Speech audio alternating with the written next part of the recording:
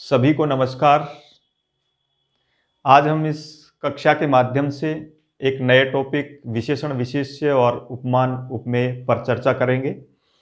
कल भी एक ऐसा टॉपिक था जो एक ही क्लास का टॉपिक था, सर्वनाम वाला।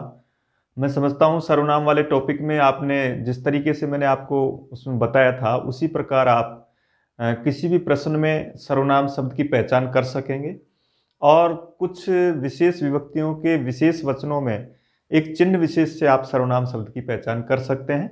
अन्यत्र सब जगह एक शब्द के नाम से आपको सर्वनाम शब्द का चयन करना है और उसके रूप में अपना उत्तर भरना है।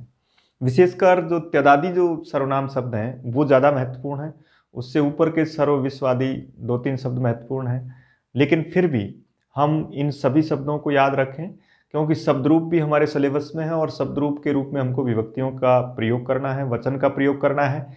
उसी दृष्टिकोण से उस टॉपिक को सर्वनाम के रूप में भी आपको अलग से पढ़ना है क्योंकि सर्वनाम से संबंधित अगर कोई क्वेश्चन आता है तो उसको आपको इस टॉपिक के जरिए हल करना है। आज उसी क्रम में ये भी एक शॉर्ट टॉपिक है और एक ही क्लास का टॉपिक है।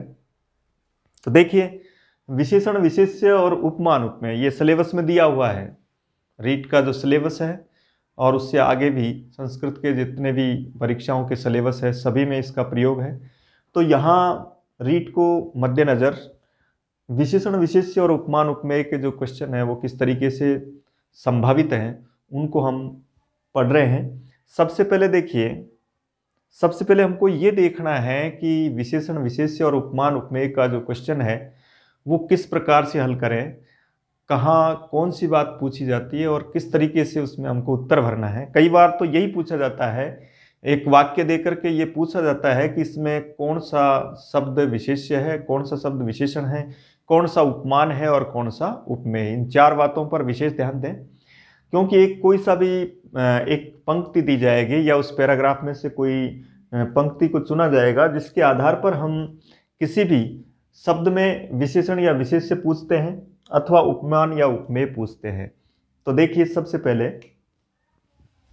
ये हमने कुछ सामान्य संक्षेप रूप में कर्मधारय समास में भी इसको पढ़ा था और उसमें एक विशेष बात ये पढ़ी थी कि विशेषण और विशेष्य के रूप में आपका कर्मधारय समास होता है। उसमें कई बार अधिकांशतः तो विशेषण पूर्व पद होता है, लेकिन कुछ ऐसे भी उदाहरण हो सकते हैं जिसमें विशेष्य भी पूर्व पद हो सकता है और उसी प्रकार उपमान और उपमेय के रूप में भी और कुछ उदाहरण उपमेय उपमान के रूप में भी होते हैं। तो कैसे पहचान करें कि कौन विशेषण है कौन विशेष्य है। सामान्य हिंदी की भाषा में हम समझते हैं, यही टॉपिक आपका हिंदी में भी है तो हिंदी को भी यहाँ इससे संस्कृत के इस टॉपिक से मदद मिल सकती है आपको। विशेषण और विशेष्य के रूप में विशेषण एक ऐसा शब्द जो विशेषता बताता है और विशेष्य एक ऐसा शब्द जिसकी विशेषता बताई जाती है। जिसकी विशेषता बताई जाती है वो विशेष्य है और जो विशेषता बताता है वो विशेषण है। यहाँ पहले हम विशेषण विशेष्य को पढ़ रहे हैं। विशेष्य विशेषण के रूप में कई बार एक पूरा वाक्य दिया हुआ होता है। तो ऐसी स्थिति में जैसे एक हिंदी का वाक्य है, राम आज्ञाकारी पुत्र है। अब देखिए, यहां आज्ञाकारी एक शब्द लिखा है। जब भी हम विशेषण विशेष्य की पहचान करें किसी वाक्य में, चाहे वो हिंदी का हो या संस्कृत का हो, उसमें हमको ये देखना है सबसे पहले कि वहाँ जो विशेषता बताने वाला जो शब्द है वो किसकी विशेषता बता रहा है, एक बार उसको चिन्हित कर लें हम। तो अब यहाँ पुत्र है और वो पुत्र कैसा है, आज्ञाकारी। तो ये शब्द एक विशेषता बताने वाला शब्द है, इसलिए विशेषता बताने वाला शब्द यहाँ विशेषण के रूप में होगा और जिसकी विशेषता बताई जा रही है वो शब्द विशेष्य के रूप में होगा। कई बार विशेषण शब्द, वो विशेष्य शब्द को पहले भी लिख दिया जाता है और विशेषण शब्द को बाद में लिख दिया जाता है। वहाँ पर भी आपको धैर्य और गंभीरता से उस पूरे वाक्य को एक बार पढ़ें, उसका 2 बार उच्चारण करें, उसमें इस तरह का प्रश्न करें, कैसा या किस तरह का या किसके समान, इस तरह के जो प्रश्न हैं उनके उत्तर के रूप में जो शब्द आएगा वो एक तरह से विशेषता बताने वाला होगा। जैसे मान लो कहीं पर भी इस तरह का कोई वाक्य आता है, एक शब्द लिखा जैसे सर्वे गुणा कांचनम आश्रयन्ति।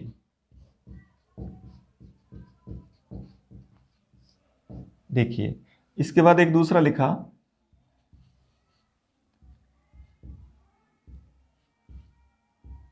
हितम मनोहारी च दुर्लभम वचः।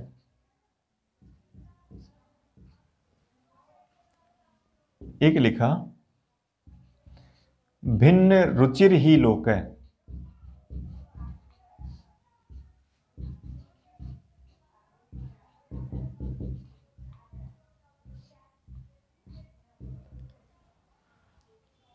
इन सुक्तियों में देखें आप, यह कई बार पूछता है कि बताइए इस वाक्य में, प्रथम वाक्य में कौन सा शब्द विशेषण है और कौन सा शब्द विशेष्य। देखिए कई बार विशेषण को खोजने में गलती हो सकती है, तो याद रखें कल भी मैंने इस टॉपिक पर कुछ बात की थी आपसे कि जैसे मैंने लिखा था कि ये बालक आज्ञाकारी है, तो वहां पर जो यह है अब सर्व शब्द सर्वनाम शब्द के रूप में कल पढ़ा हमने, लेकिन यहां ये सर्वनाम शब्द जिसके लिए आ रहा है वो शब्द भी यहां लिखा हुआ है, तो ऐसी स्थिति में ये सर्वनाम शब्द तो है ही, लेकिन इसमें एक विशेषता और बढ़ जाती है कि ये सार्वनामिक विशेषण कहलाएगा।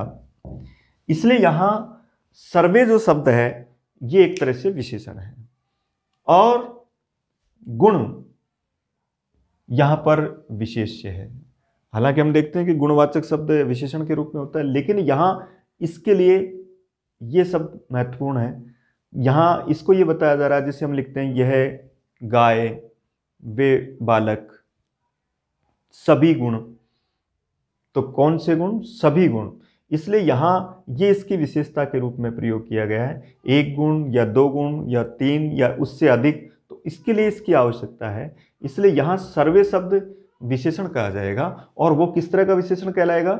सार्वनामिक विशेषण कहलाएगा। तो इस तरीके से याद रखें कि वो जो सर्वनाम शब्द अगर किसी जिसके लिए आ रहा है, अगर उस शब्द का भी हम प्रयोग कर रहे हैं, तब वो सर्वनाम शब्द तो है ही, उसके साथ साथ वो विशेषण भी है। कई बार ऐसे ही प्रश्न आते हैं कि ऐसा कौन सा वाक्य, हिंदी में ज़्यादा आते हैं, ऐसा कौन सा वाक्य है जिसमें केवल सर्वनाम का ही प्रयोग हुआ है, या फिर ऐसा आता है कि इसमें सार्वनामिक विशेषण का प्रयोग नहीं हुआ है। तो बात एक ही है दोनों में, सार्वनामिक विशेषण का प्रयोग किसमें नहीं हुआ और सर्वनाम शब्द का प्रयोग किसमें हुआ है। अब दूसरा देखिए, हितम मनोहारी च दुर्लभम वचः। यहां देखिए सबसे पहले हितकारी और मनोहारी वचन दुर्लभ होते हैं, ऐसे वचन प्राय दुर्लभ हैं। तो यहां इस वचन की विशेषता बताने वाले हैं, वचन कैसे हितकारी, कैसे मनोहारी और वो भी कैसे दुर्लभ हैं। तो यहां पर ये सब वचः शब्द का विशेषण है। कई बार कोई लाइन होती है संस्कृत में और प्राय उसके किसी एक शब्द का अगर हमको अर्थ भी नहीं आए, तो हमको क्या याद रखना है? देखिए ध्यान से देखें आप कि एक महत्वपूर्ण विशेषता होती है संस्कृत के वाक्यों में, जिससे हम विशेषण विशेष्य को आसानी से खोज सकते हैं और हम उसके साथ साथ उसके पुल्लिंग, स्त्रीलिंग, नपुंसकलिंग के बारे में भी जानकारी हासिल कर सकते हैं। जैसा कि इसको मैंने आपको जब वचन वो लिंग पढ़ाए थे तब भी मैंने इस उदाहरण को दिया था। तो यहाँ देखो अब इससे स्पष्ट हो रहा है, देखो कि ये किसकी विशेषता बता रहे हैं? वचन। वचन ऐसे वचन, इसलिए यहाँ वचन एक विशेष्य है और ये सब इसकी क्या है? विशेषता बता रहे हैं। इसलिए हितम, मनोहारी और दुर्लभम ये किसके लिए आ रहे हैं? वचन के लिए आ रहे हैं और ये इसके विशेषण के रूप में प्रयोग किए गए हैं। यहां देखिए अब इससे यह भी स्पष्ट है कि जैसे हितम शब्द नपुंसकलिंग है, तो अब समझ जाओ ये नपुंसकलिंग जब विशेषण आ रहा है तो विशेष्य भी नपुंसकलिंग होगा, वचः शब्द भी नपुंसकलिंग है। ये विसर्ग के रूप में आने वाले नपुंसकलिंग शब्द हैं जो सकारांत शब्द होते हैं प्राय, जैसे वचस, मनस, यशस, तपस आदि। तो ऐसे जो शब्द हैं वो नपुंसकलिंग के रूप में भी उनमें विसर्ग पाया जाता है। इसलिए अब उससे आगे आने वाले उसके सारे विशेषण आपके किस में आ जाएंगे, नपुंसकलिंग में होंगे, एक वचन में होंगे, क्योंकि वो एक वचन है इसलिए ये भी एक वचन होंगे। तो मनोहारी एक वचन है, हितम एक वचन है, और दुर्लभम में सबसे पहले दो विशेषणों के रूप में प्रयोग किया गया, उसके बाद दुर्गम और सुगम के रूप में उसके विशेषण के रूप में एक शब्द आया। इसलिए यहाँ इनको आपको विशेषण बताना है और वचः को आपको क्या बताना है, विशेष्य। ऐसा प्राय हम गलती कर जाते हैं, उसमें याद रखो एक बार जैसा भी जितना भी अर्थ उसका आता है संस्कृत के उस वाक्य का, उतना आपको अर्थ करना है। हो सकता है उसके किसी एक शब्द से और दो शब्दों के अर्थ से आपको पूरा पता लग जाए कि किसकी विशेषता बताई जा रही है, तो वहां आप इस तरीके से उत्तर भर सकते हैं। तीसरा वाक्य देखिए, जैसे लिखा भिन्न रुचिर ही लोक है। अब इसमें देखिए भिन्न रुचिर ही लोक है, भिन्ना रुचि यस्य स, भिन्न रुचि, तो ये किसके लिए आया, लोक के लिए आया। यानी ये संसार पृथक पृथक रुचियों वाला है, इसलिए यहां भिन्न रुचि जो शब्द है वो विशेषण है। और किसकी विशेषता बता रही, क्यों, कौन है भिन्न रुचि वाला, पूरा संसार, लोक, इसलिए लोक इसमें विशेष्य है और भिन्न रुचि इसमें क्या है, विशेषण है। इस प्रकार हमको उसके विशेषण और विशेष्य को इस तरीके से खोजना है। जहाँ पर भी कोई ऐसे शब्द आते हैं, इस तरह के प्रयोग आता है, तो उसमें याद उसके अर्थ को देखें एक बार, किस प्रकार की स्थिति के रूप में उसको प्रयोग किया गया है। अब देखो इसमें कई बार जो सामान्य शब्द आते हैं, जैसे एक लिखा महीयांश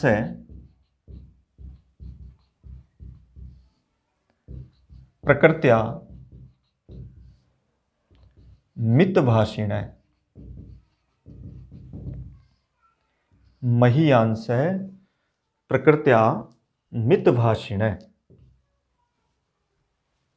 इसमें देखिए अब यहां कई बार मान लो कोई सा भी अर्थ नहीं आ रहा, तो अब ये तो देख सकते हैं हम कि यहां समान विभक्ति समान वचन किस किस में है। तो ये प्रथमा का बहुवचन जैसा लग रहा है, लेकिन ये कहीं भी प्रथमा के बहुवचन जैसा नहीं लग रहा है, ये तृतीया है, और ये भी प्रथमा के बहुवचन जैसा लग रहा है। अब इसका जैसा जैसा भी आपको अर्थ आता है वैसा आप करते हैं। मितभाषी यानी कम बोलने वाला। तो कम बोलने वाला क्या है, मैंने कहा ये व्यक्ति कम बोलने वाला है, तो कम बोलने वाला उसका विशेषण है। तो अब यहां विपरीत हो गया, विशेषण बाद में आया इसमें और इसका विशेष्य कौन बन गया, महीयांश है। यानी महापुरुष स्वभाव से कम बोलने वाले होते हैं, यानी ये महापुरुषों का स्वभाव है कि वो कम बोलते हैं। तो कम बोलना क्या है, विशेषता बताने वाला शब्द विशेषण, और महीयांश से क्या है, विशेष्य है। इस प्रकार से महीयांश है प्रकृत्या मितभाषिण है, तो महीयांश को क्या बताएंगे हम, विशेष्य, और मितभाषिण को क्या बताएंगे हम, विशेषण, क्योंकि वहां उसका स्वभाव कम बोलने वाला, तो ये उसकी विशेषता बताने वाला है। एक जैसे आपने कारक प्रकरण में पंचमी व्यक्ति में एक सूत्र पढ़ा, जैसे ध्रुवम अपाये अपादानम।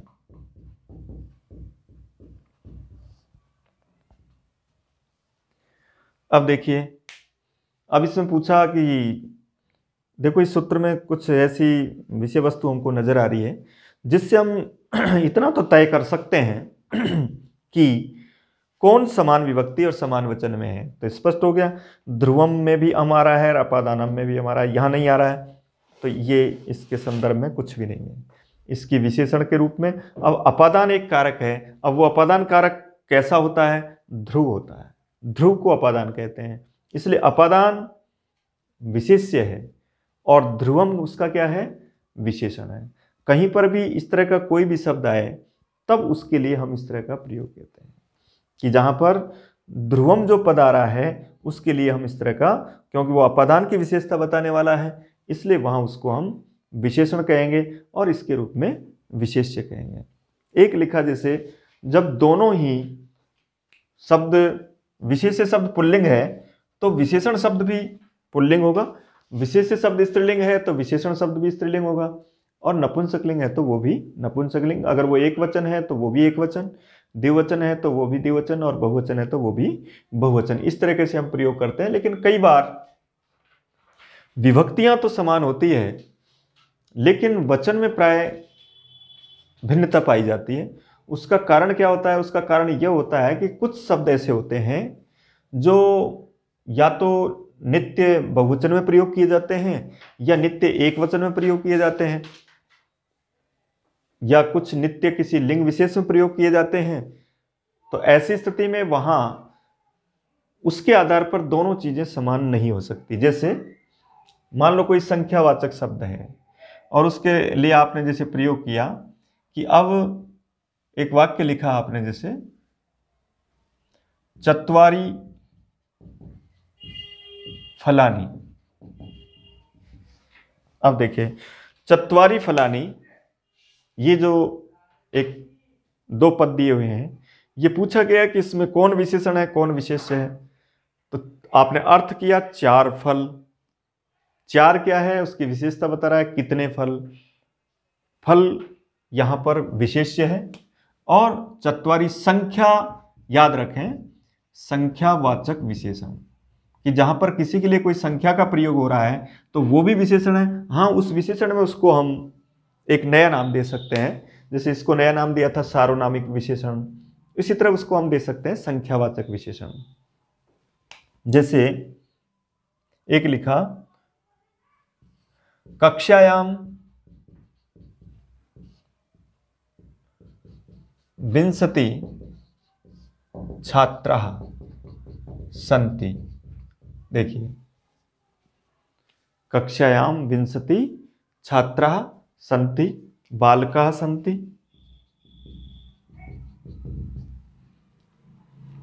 अब कहा जाए कि कौन विशेष्य है कौन विशेषण है, तो याद रखो कक्षा में 20 छात्र है, संख्या आ रही है, संख्या जिसके लिए आ रही है वो विशेष्य है और संख्या उसका विशेषण होगा। इसलिए विंशति विशेषण है और छात्रा या बालका उसका विशेष्य है। अब यहाँ थोड़ा सा ये विपरीत है दोनों, क्योंकि विंशति एक वचन में लिखा गया और छात्रा और बालका बहुवचन में लिखा गया। विंशति स्त्रीलिंग होता है जबकि उसके आगे आने वाला शब्द पुल्लिंग भी हो सकता है, स्त्रीलिंग भी हो सकता है और नपुंसकलिंग भी हो सकता है। लेकिन विंशति शब्द स्त्रीलिंग एक वचन होता है, इसलिए इसको हम स्त्रीलिंग एक वचन के रूप में ही प्रयोग करेंगे। और इसको आपको विशेषण बताना है क्योंकि ये संख्यावाचक के रूप में हम प्रयोग कर रहे हैं। इसी तरह से जितने भी संख्यावाचक शब्द के रूप में उसका प्रयोग करेंगे वहां आपको इस तरीके से उनको संख्यावाचक को विशेषण बताना है और उसके पश्चात उसको विशेष्य के रूप में लिखना है। इसी तरीके से ये शब्द हैं जैसे आपके अयम है, इयम है, इदम है, इनके पुल्लिंग स्त्रीलिंग नपुंसकलिंग तीनों ही सभी, और उनके साथ उनसे संबंधित आने वाला शब्द अगर साथ में है तो ये सब सार्वनामिक विशेषण कहलाएंगे। जैसे एक वाक्य लिखा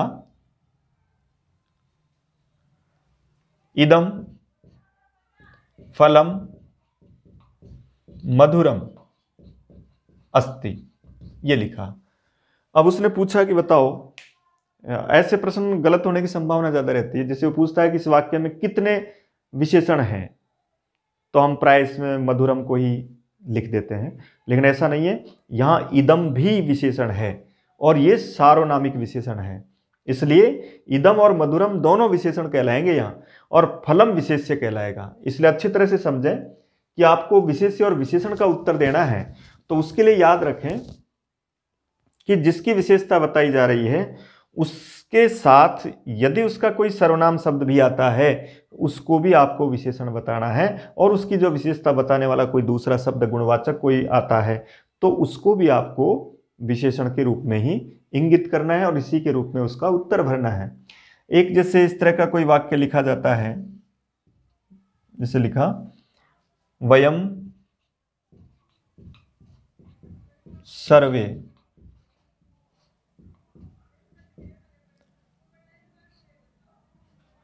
सुंदराणि चित्राणि पश्यामः। वयम सर्वे सुंदराणि चित्राणि पश्यामः। अब पूछा गया, बताइए यहाँ पर सुंदराणी शब्द क्या है। तो अब सुंदराणी जो शब्द है वो चित्र की विशेषता बता रहा है, इसलिए यहाँ इसको हम विशेषण कहेंगे और इसका विशेष्य कौन है, चित्राणी है। इसी प्रकार हम सभी, तो हम सभी में सर्वे विशेषण है और वयम उसका विशेष्य है, इसलिए सर्वे जो शब्द है वो वयम का विशेषण है और वयम उसके लिए विशेष्य है।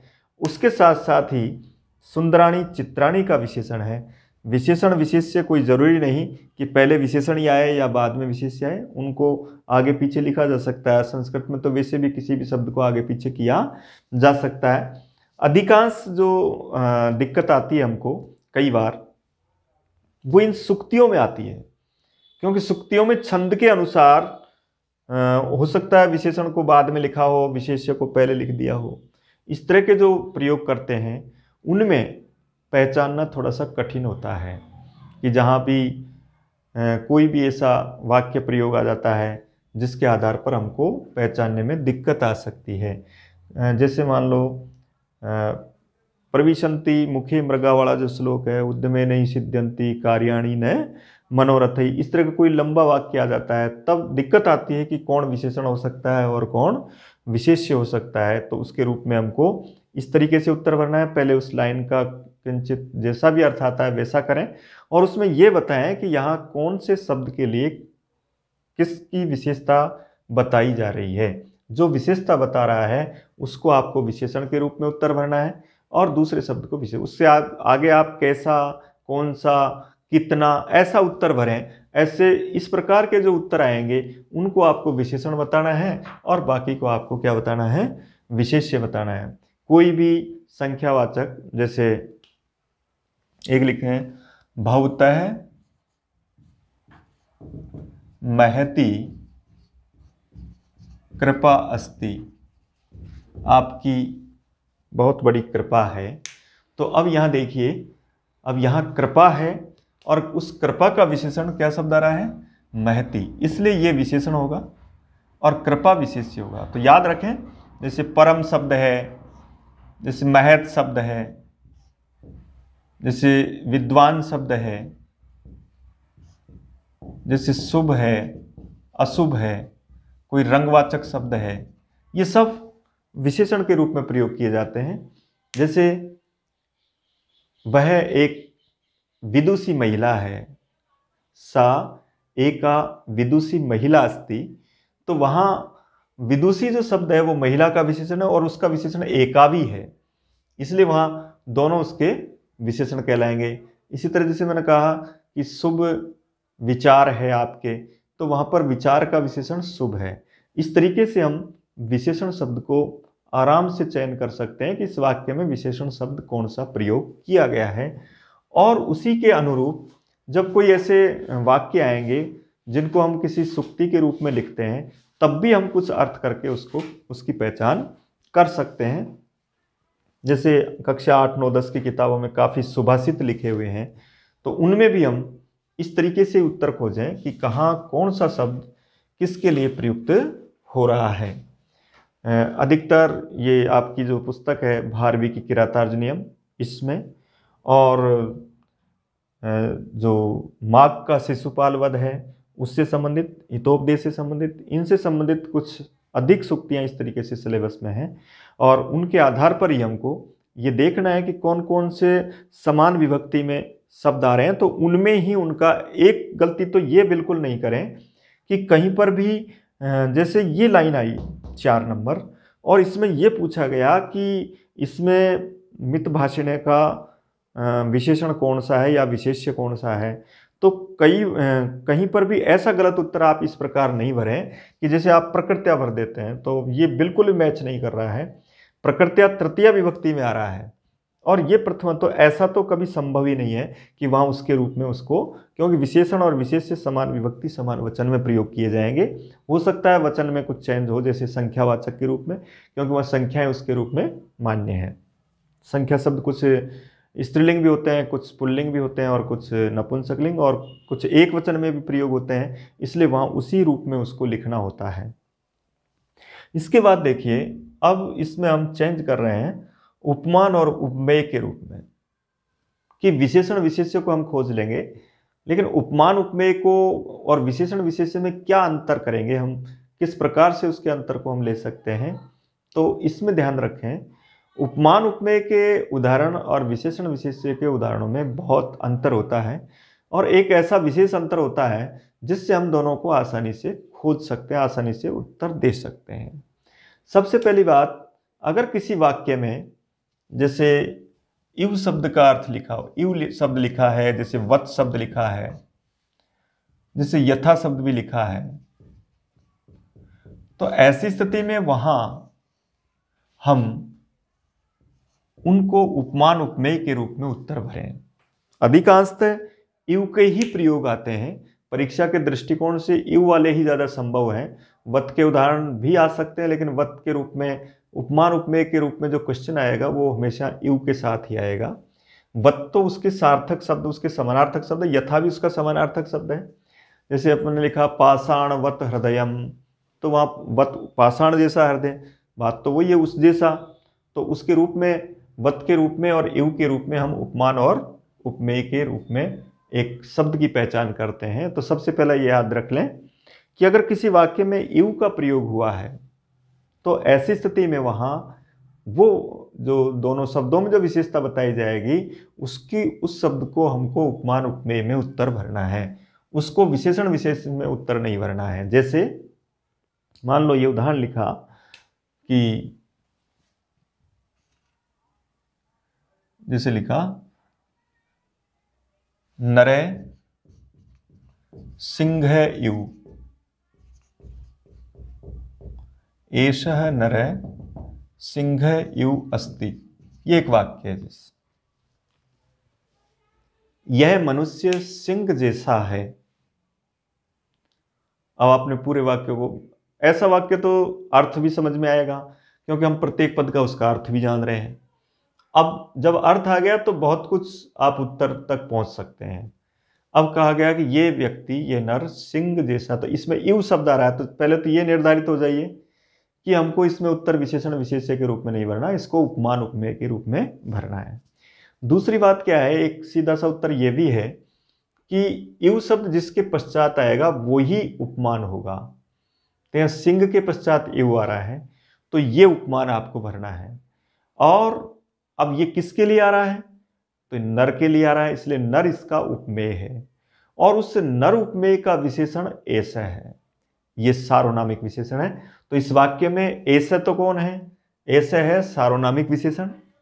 नर क्या है, नर है उपमेय, और सिंह क्या है, सिंह है उपमान। और इसके बाद इव क्या होता है, ये उपमावाचक शब्द कहलाता है। इसको हम क्या कहते हैं, ये उपमावाचक शब्द के रूप में इसका प्रयोग किया जाएगा। तो जहां पर भी कहीं भी इव के रूप में कोई वाक्य आएगा, उसको आपको उपमान उपमेय के रूप में प्रयोग करना है। जैसे कृष्ण हंसीव ते कीर्ति, कृष्ण हंसीव ते कीर्ति स्वर्गंगाम अवगाहते, ऐसा एक वाक्य है। हे कृष्ण हंसी ते कीर्ति स्वर्गंगाम अवगाहते। यहां देख रहे हो आप, कई बार इव पृथक रूप से लिखा रहता है तब तो स्पष्ट नजर आ जाता है, लेकिन कई बार संधि के रूप में उसको लिख दिया जाता है। तो संधि के रूप में जब लिखेंगे तो इव आ रहा है, जैसे हंसीव लिखा हुआ है, क्या विग्रह करेंगे हंसीव का, हंसी प्लस इव, तब दीर्घ संधि होगी। तो अब यहां हंसी शब्द क्या हुआ, उपमान, और इव के रूप में क्या हुआ, उपमावाचक शब्द। अब आप बताएं, हे कृष्ण आपकी कीर्ति हंसनी की तरह इस आकाशगंगा में अवगाहन कर रही है। तो अब बता सकते हो इस वाक्य में उपमेय कौन है? तो अब यहाँ एक बड़ा सा वाक्य देख करके हम कई बार उत्तर गलत भर जाते हैं, लेकिन ये देखो कि हंसी किसको कहा जा रहा है? हंसी के समान किसको बताया जा रहा है? कृष्ण को बताया जा रहा है कि उनकी कीर्ति को बताया जा रहा है कि स्वरगंगा को बताया जा रहा है? तो वैसे भी देख लो, हंसी एक स्त्रीलिंग शब्द है और वो कीर्ति के लिए यहां आ रहा है, यानी आपकी कीर्ति हंसनी की तरह। इसलिए कीर्ति शब्द उपमेय है और हंसी शब्द उपमान है। उपमान का तो निश्चित है कि यू से पहले जो शब्द प्रयोग किया गया वो उपमान है। उस स्थिति में जब वाक्य को क्रम से लिखा गया हो, कोई पद्य की लाइन नहीं हो। अगर पद्य की लाइन है तो वहां यू को कहीं भी लिखा जा सकता है उसके छंद मिलान के लिए, इसलिए वहां यू का प्रयोग। लेकिन वो यू किसके लिए आ रहा है तब वहां आपको याद रखना है। वैसे तो अधिकांशतः जो श्लोक भी हैं उनमें भी आप इस तरह का प्रयोग करते हैं, तो श्लोक में भी आपको यू इसके आपके उपमान के पश्चात ही मिलेगा। इसके बाद लिखा जैसे गज यू स्थूल एषः जनः, ये एक वाक्य है। गज यु स्थूल एषः जनः। जब हम बिना पढ़े हुए, बिना सोचे समझे कई बार उत्तर भरते हैं, तो जैसे यू के रूप में तो आपने भर दिया कि गज क्या है, गज उपमान है। लेकिन हम कई बार अंदाजे से उत्तर भर जाते हैं और हम कह देते हैं कि स्थूल इसका उपमेय है। लेकिन ऐसा नहीं करें, पहले जैसा भी अर्थ करें कि गज यानी हाथी जैसा विशाल, यह मनुष्य। तो हाथी जैसा विशाल कौन है? मनुष्य है, इसलिए जन ये उपमेय है। इसको उपमेय के रूप में लिखेंगे हम, और ये होगा उपमान के रूप में होगा। ये आपका उपमावाचक शब्द है और ये आपका साधारण धर्म कहलाता है। इसको हम साधारण धर्म कहते हैं। साधारण धर्म का मतलब जो धर्म, जो विशेषता, जो गुण दोनों में पाया जा रहा है और जिसकी वजह से उसको उसकी उपमा दी जा रही है, उसको कहते हैं गज यु स्थूल एषः जनः। इस प्रकार ऐसे क्या है? अब ऐसे है उसका जन का सार्वनामिक विशेषण, उसके रूप में उसका प्रयोग करते हैं। तो यहाँ जो आपके उपमान उपमेय के जो वाक्य होंगे उनमें ज़्यादातर जो उपमान, प्रसिद्ध उपमान हैं, उनसे संबंधित ज़्यादा याद रखें। जैसे आपने लिखा चंद्र यु मुखम, एक लिखा आपने जैसे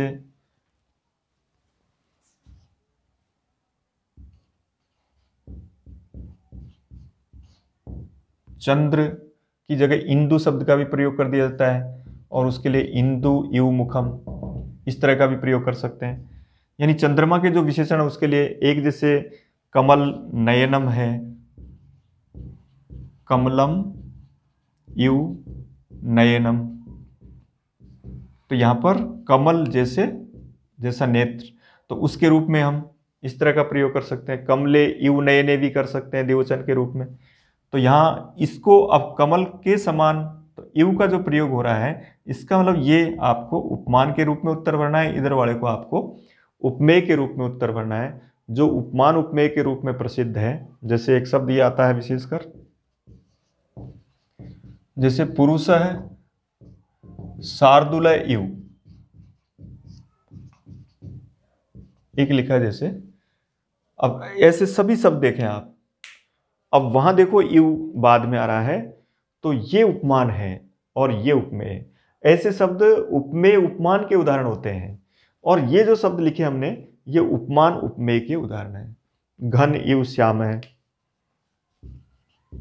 तो घन यु श्याम है, इसके रूप में ये उपमान और ये उपमेय। लेकिन इनमें क्या है, इनमें यु बाद में आ रहा है, इसलिए ये उपमान है और ये उपमेय। तो यहां पुरुष के साथ ज्यादातर जैसे नरसिंह है, नर सिंह है यु। इसी तरह जैसे पुरुष व्याघ्र है, पुरुष है व्याघ्र यु। इस तरीके से जहां पर यु जिसके पश्चात आ रहा है वो उपमान है, और जिसकी वो विशेषता है वहां पर वो आपका, जिससे उसको उपमित किया जा रहा है, बराबर का बताया जा रहा है, वो आपका उपमेय है। इस तरीके से हम उपमान और उपमेय के प्रश्न को भी इस तरीके से हल कर सकते हैं। यहाँ यू के आधार पर आपको यह अंतर करना है कि ये उपमान उपमेय है या आपका विशेषण विशेष्य है। इस प्रकार से हम इस विशेषण विशेष्य के रूप में इसका पूरे का हम प्रयोग कर सकते हैं और किसी भी उदाहरण को हम चेक कर सकते हैं। तो इस प्रकार हम पूरे विशेषण विशेष्य और उपमान उपमेय के जितने भी आपके परीक्षा उपयोगी जो प्रश्न हैं उनको इस पाठ के दृष्टिकोण से हम उनको हल कर सकते हैं। केवल ये याद रखें कि जहाँ विशेषण विशेष्य की बात आती है उसमें उससे पहचान करें कि जहाँ स्त्रीलिंग शब्द का विशेषता बताने वाला अगर स्त्रीलिंग है, इसका मतलब वो निश्चित रूप से उनमें विशेषण विशेष्य का संबंध है। विभक्ति और वचन से पहचानेंगे। कई बार विसर्ग को देखते हुए हम उस पर भी निर्धारण कर देंगे कि विसर्ग वाला नपुंसकलिंग अगर उसकी विशेषता उसके साथ बताई जा रही है। इस प्रकार आप इस पूरे टॉपिक को, विशेषण विशेष्य और उपमान उपमेय के टॉपिक को पढ़ सकते हैं। ये एक एक क्लास के टॉपिक हैं जिसमें सर्वनाम हुआ, उपमान उपमेय हुआ, आपका अव्यय हुआ। अव्यय को हमने 2 क्लासों में पढ़ा था, एक क्लास में भी पढ़ सकते हैं, लेकिन उसको 2 क्लासों में इसलिए क्योंकि उसमें एक जो पहला जो वर्गीकरण था वो कुछ विस्तृत था, इसलिए उसके लिए अलग क्लास ली थी। जैसे विलोम शब्द वाला है वो भी केवल 1 दिन का है, उसमें कुछ विशेष बातें होती है जिसके आधार पर आपको शब्द का विलोम शब्द लिखना होता है। तो ठीक है, आज हम इस विशेषण विशेष्य की क्लास के पश्चात कल एक नई क्लास पर चर्चा करेंगे। धन्यवाद।